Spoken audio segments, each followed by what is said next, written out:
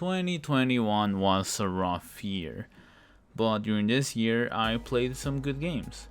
Before anything, I have to tell you that these are games I played during 2021.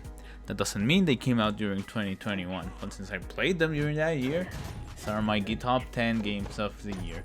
Also, I put a little rules for myself that I must have finished the game to put it here. There's a bunch of other games that I haven't finished. I have to go back to them, goddamn backlog. And if they are early access games, I must have played them for quite a long time for me to actually be putting them here. Okay, so let's get started with honorable mentions. Honorable mention, first one, Going Under.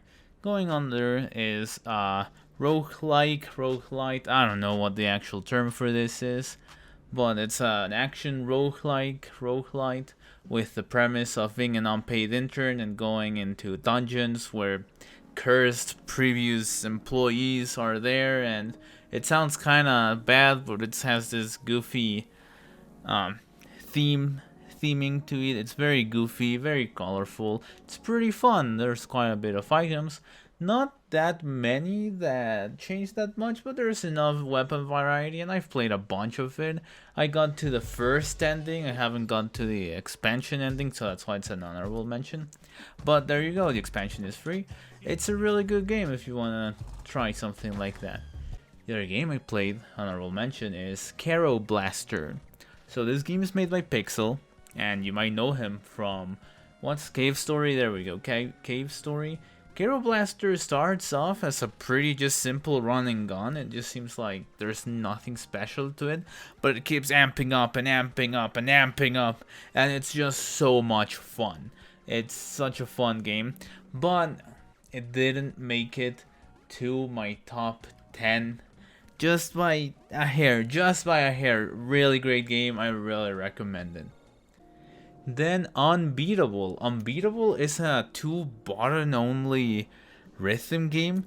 It's a little strange for a rhythm game to only have like 2 buttons, but the presentation of the game, the music might not be to your taste. I like it well enough, but the presentation to it and how the rhythm mechanics work, with you having to like attack enemies and also dodge obstacles for the rhythm of the music, it's very fun. But since it's in early access, it's free right now. Go download it, support it. There's like a $1-2 DLC thing with a couple more songs and a couple more things.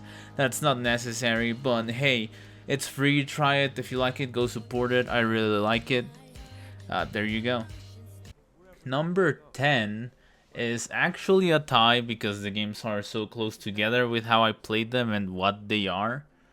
Well, a lot of people might get angry with me now that I said that, but whatever. It's Minecraft and Stardew Valley. So Stardew Valley, I played it a bunch with my partner.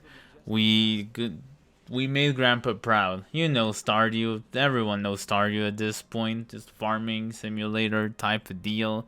You know, very relaxing, very fun. Play with my partner. Had a good old time. Minecraft, I played with my partner on survival, and played it with my brother and my brother's partner as well. And we all just had a great time. Again, at this point in time, everyone knows Minecraft, so that's it. Okay, number 9, another roguelike. It's 30XX. This is basically, hey, let's make Mega Man X, but turn it into a roguelike. Or roguelite, however the term is. And that's what they did. It's still in early access, but I've played so much of it. It's so much fun. It also has a maker mode, which I hope they let people make their levels like their... You know how you can make your own world in Super Mario Maker? I hope you can actually do that. Make your whole course for all the bosses and upload it, because as of now the only thing that is there is that chunks of the levels are made by the community. You can choose to play unverified by the devs chunks, or Wild West. Anyone can put anything anyone has made is going to be there, and it gets crazy and broken. But you know, it's very fun. Every now and then I still go back to it because it's like, hey, it's on technically every time I go back to it, it's a semi-new Mega Man X experience. And I grew up with Mega Man X. It's such a fun game.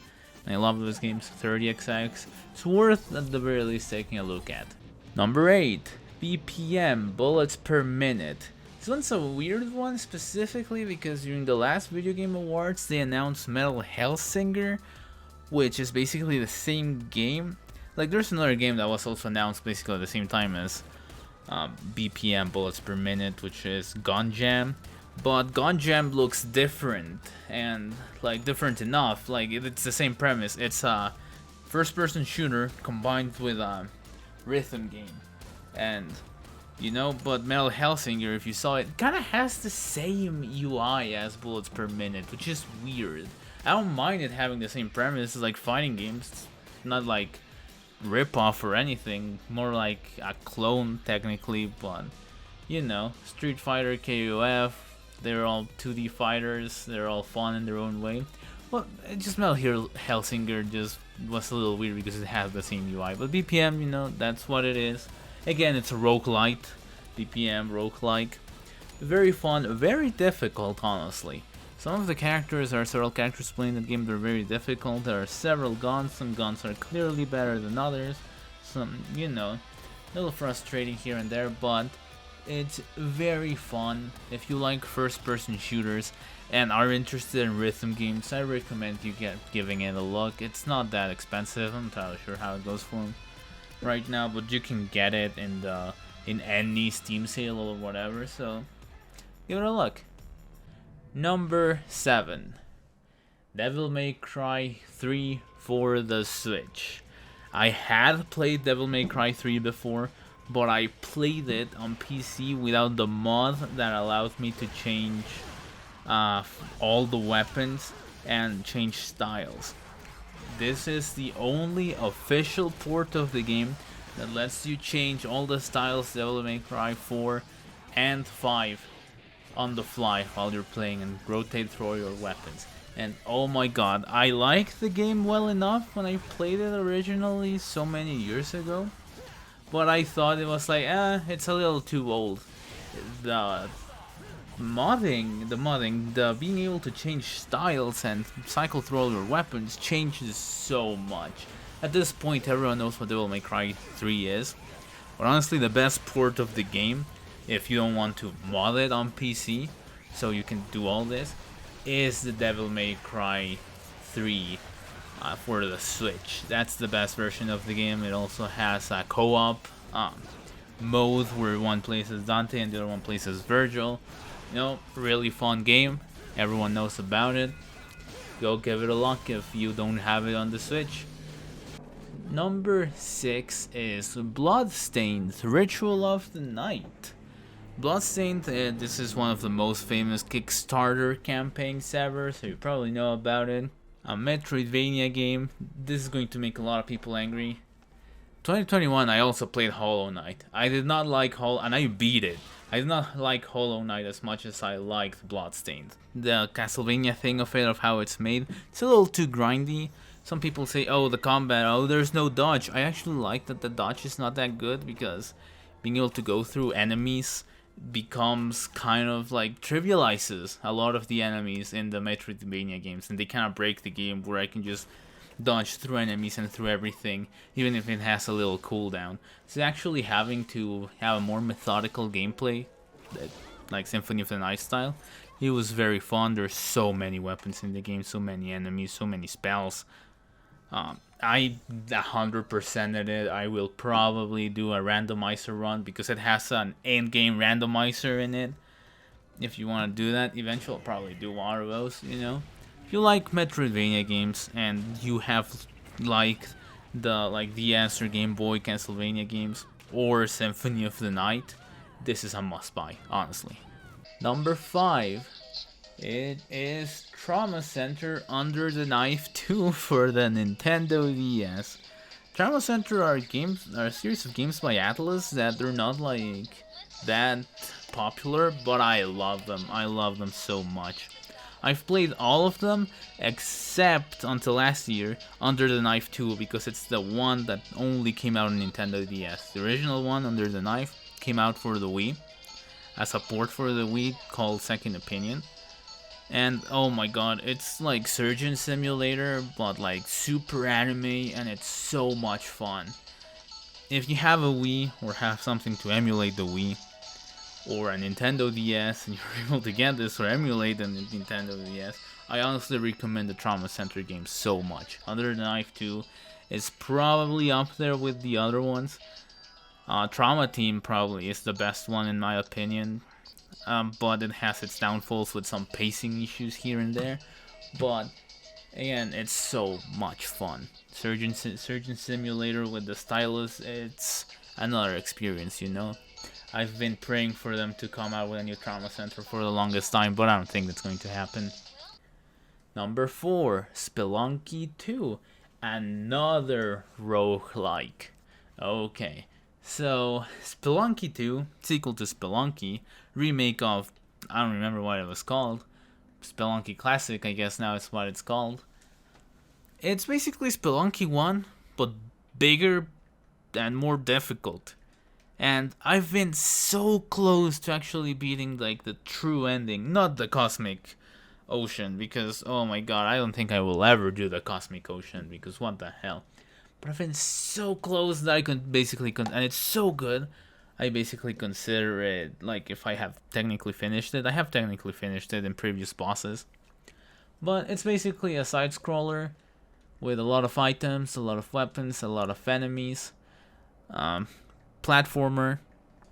It's very fun. If you like getting to know a game, how it works in and out, discovering its secrets, and it punishing you really hard for any minor mistake or little you get distracted for just a tiny instant and you get punished for it. If you like those types of games and roguelikes or lights, this is your game. It's so good. I can't recommend it enough. It also has crossplay and rollback netcode for those fighting game fanatics out there. So buy it on PC, buy it on Switch, buy it on PlayStation 4, play it with your friends, you'll have a grand old time or hate each other. You know, nothing in between. Number 3, this is going to probably make some people go, huh? Number 3 is Super Auto Pets. It's an auto battler with emojis. You might say, how is that above Bloodstained, Spelunky, or Devil May Cry? And you know, the answer is I've played it so much. Northern Lion played it, streamer, YouTuber, kinda big at this point. And I was like, that looks fun. Then I played it, then I became addicted. And I still play it like once a day, because it's on the phone, and it takes like 5 minutes to just play one game, and it's fun. You know, auto battler, you get random units in the shop, you get your units, and they battle automatically. It sounds dumb, it sounds boring, but trust me, if you play it and you get it, you get it. If you don't, well, I guess not the game for you. Sorry, but Super Auto Pets, it was almost higher on the list. I'm sorry, I've just played like once a day. Just like, oh, I'm going to the bathroom, it's 5 minutes, and I just pop in one game as I relax in there, you know? Okay, let's go. Number 2. Number 2, probably not too many people surprised, is Metroid Dread. Metroid, I grew up with Metroid. I played my Super Metroid back when I was like 3 years old, probably when I wasn't supposed to play it. It scared the crap out of me. With Metroid Dread, the only one complaint that I have about Metroid Dread is that it's a little bit too linear for my taste. You can actually change that with a bunch of things in the game, but on first playthrough, it's pretty difficult to not notice how the devs were like literally pointing at you where to go without doing it. Like, if you've played it, you know what I mean. But that's like my only complaint. Aside from that, it's the perfect Metroid game for me, aside from the linearity. So, might be tied for first with Super Metroid or Zero Mission, but I would have to think more about it to see which one. But it's up there in the Metroid games, man. I played Samus Returns. There were more issues with that game, but it was still good, and all those issues in that game were basically dealt with and fixed in Metroid Dread. At this point, you probably have seen Metroid Dread, have played it, or have seen reviews of it. It is worth it. And number 1 is going to be probably a surprise for a lot of people. My number 1 game of 2021 is System Shock 1 Enhanced Edition. Not System Shock 2, the game everyone talks about and knows, but System Shock 1, the game that looks like a goddamn mess, the UI. You can actually change the UI so it doesn't look like a mess, but I kind of like the messy look. A lot of people describe the game as a interface simulator because the interface is what you mostly interact with in the game or something like that. But in short terms, it's an immersive sim, as they call them nowadays, where you're trapped inside a space station with Shodan, one of the most famous evil AIs out there that went crazy and is trying to kill you. You're trying to survive and get out of there and get rid of Shodan. And it's just so good. I play the GOG Enhanced Edition, or I don't know where else the Enhanced Edition is, because the Enhanced Edition lets you use mouse look, which was not possible in the original. You can still play the original if you want, but you can use mouse look in System Shock. It's just so... It also has Metroidvania elements. You can kind of go wherever you want from the start of the game, but you get keys and different things to go back to, even items to go back to areas you were closed off before because of radiation and such. There are so many weapons in the game that I honestly thought at the start, I thought that there were little weapons in the game because my inventory grew full, but then I found even more weapons and more weapons I needed to change around. There's even a lightsaber. It's just like the original, maybe? I'm not entirely sure if it's the original, but it feels like the original immersive sim, and it holds out surprisingly well. Has some of my favorite moments in video games to date, like with Shodan being so evil and her voice is so goddamn perfect. There's also like this. I think this is the game where they first started using audio logs. This game came out at the same time or right before Doom 2, I think. It's impressive. It's honestly impressive. The complaint most people have is the hacking sections because it's very disorienting. I don't think it's that bad with mouse control, but I can see why people don't like it and they're like, what am I looking at? But yeah, it's such a good game. I beat it. I had so much fun. I'll go to System Shock 2 one day. So if you ever want an old game that holds up surprisingly well and it's a historic piece of software, you can't go wrong with System Shock. It's one of my favorite games of all time now. Well, that was my list. Thank you very much for watching.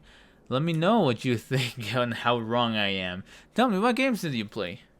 Maybe I'll play them. Tell me what games did you play in 2021.